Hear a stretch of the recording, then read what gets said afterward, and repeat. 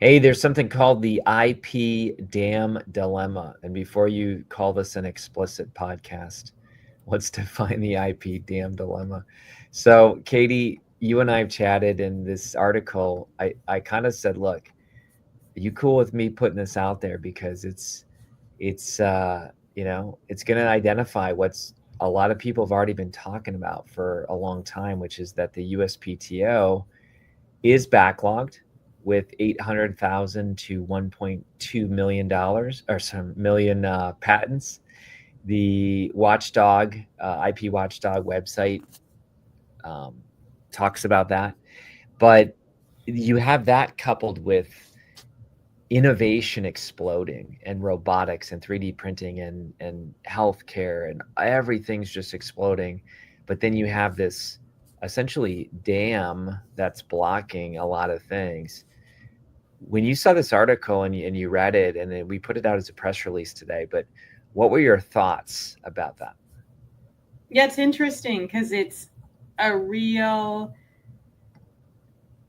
juxtaposition, I think, for growing companies Yep. that they need to protect their innovations and their ideas, but the pace at which they can do it is slowing them down. And Yeah. I think it's the same on the trademark side of things too, because it used to be, you could get a trademark filing approved in maybe 6 months. Then it kind of creeped up to a year, and now it's closer to 18 months. So it's this kind of slowing down at the pace at which Yeah.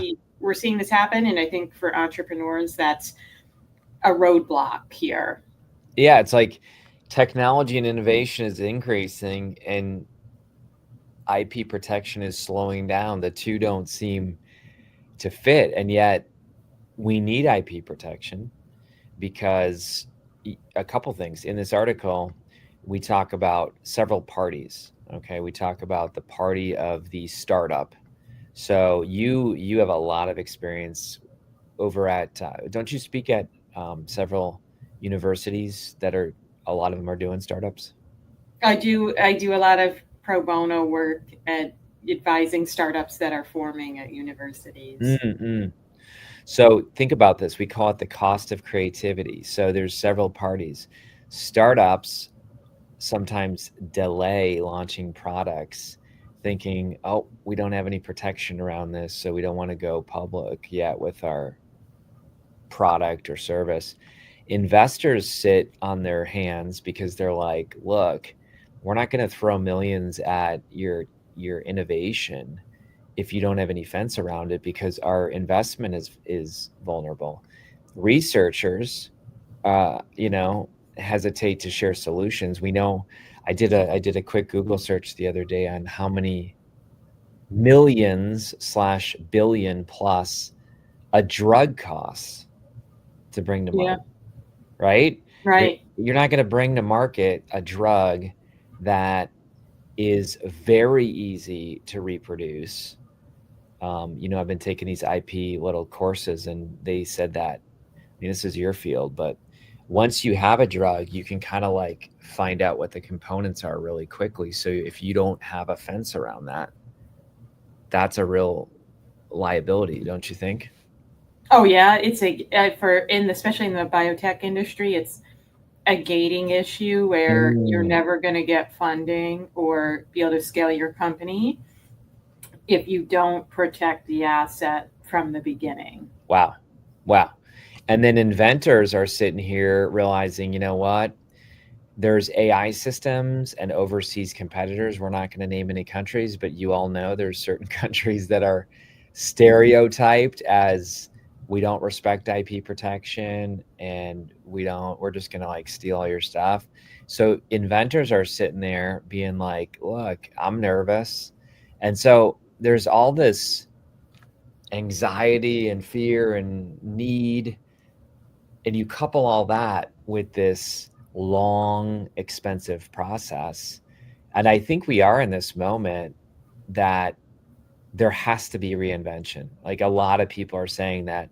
Even Keegan, your partner Keegan Caldwell, was quoted on NASDAQ, um, just yesterday. I really liked it, by the way.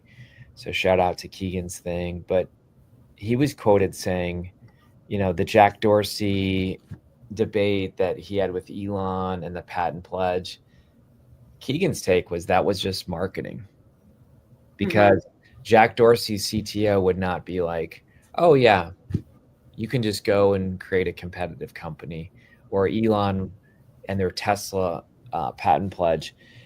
He was basically saying it was a pledge as long as they agreed with the tech.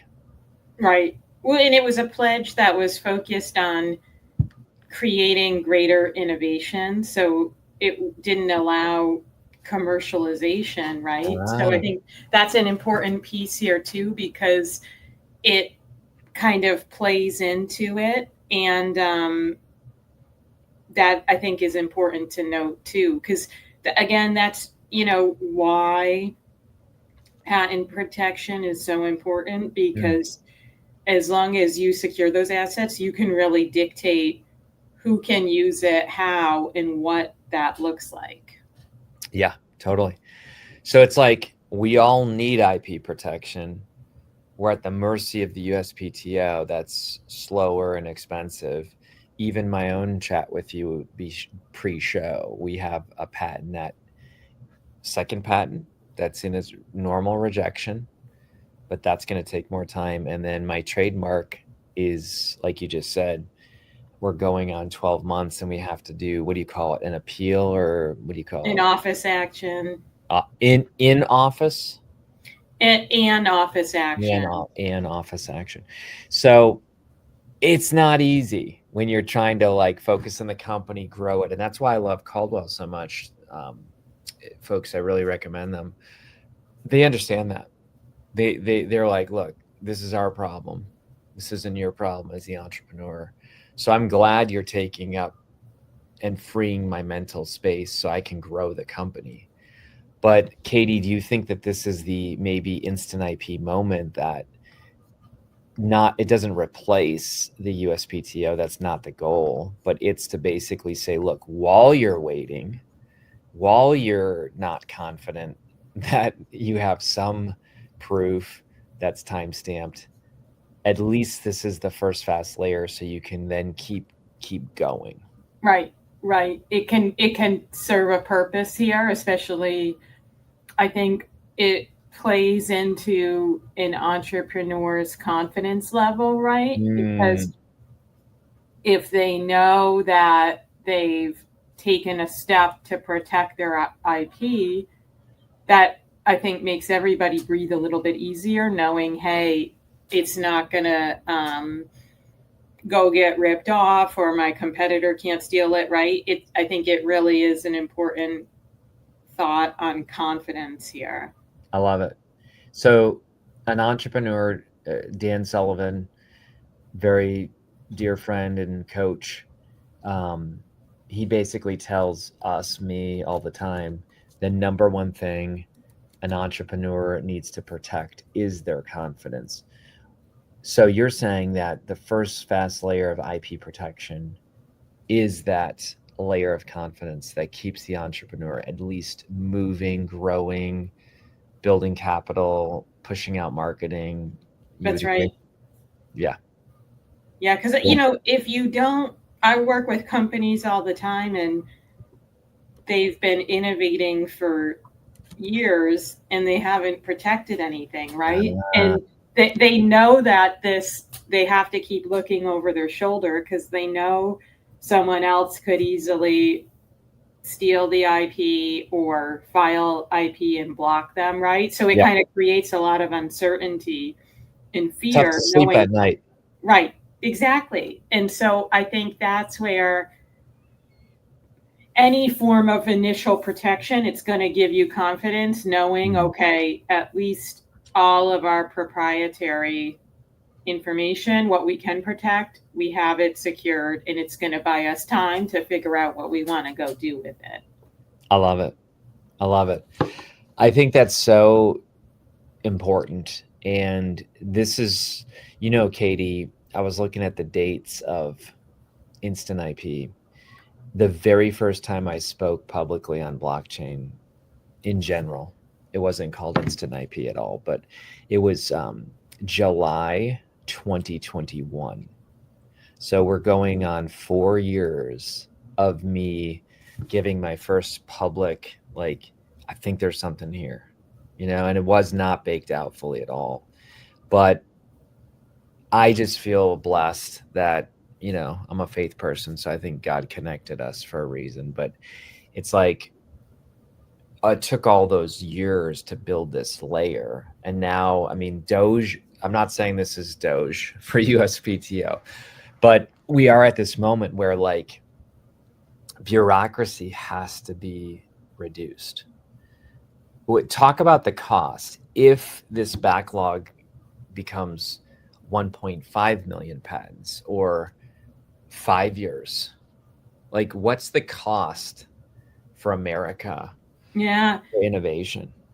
Good question. I'd say it's, if you have a pending patent, you can still license it and do things with it, but I think it's a little bit harder than if you have an actual issued patent, because once the patent issues, your rights are secured. So oh yeah, you remember that day for me. Yeah, right, exactly. And so I think it leads into confidence too, right? Because you had this pending patent, you were going to give this huge TEDx talk, and the day before the talk, I think it was literally the Friday before. I was practicing that night. Yeah, and that's when we found out the patent was getting allowed. And I think I just remember you telling me that really played into your confidence for giving that talk. Yeah.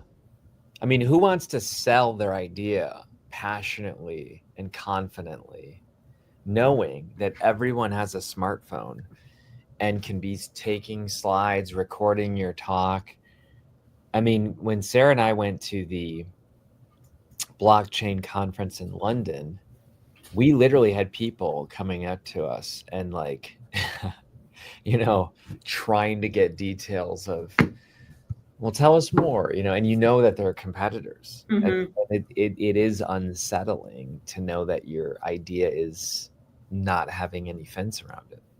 Right. Well, even too, just in today's digital world, anything you put out there about your product or your invention and it's not patented, there's always going to be this trail of it too, right? And yeah, that can really come back to haunt you if you don't take the necessary steps to protect it within certain time frames too. Yeah, and just as we land the plane today, like, there's a 1-year period that even the USPTO says, like, hey, if you publicly disclose your idea, the clock starts. Yep. Right? And you have 1 year to file that as a patent, or else anyone can go after that idea. Is that, am I saying that the right way? That's right. Exactly.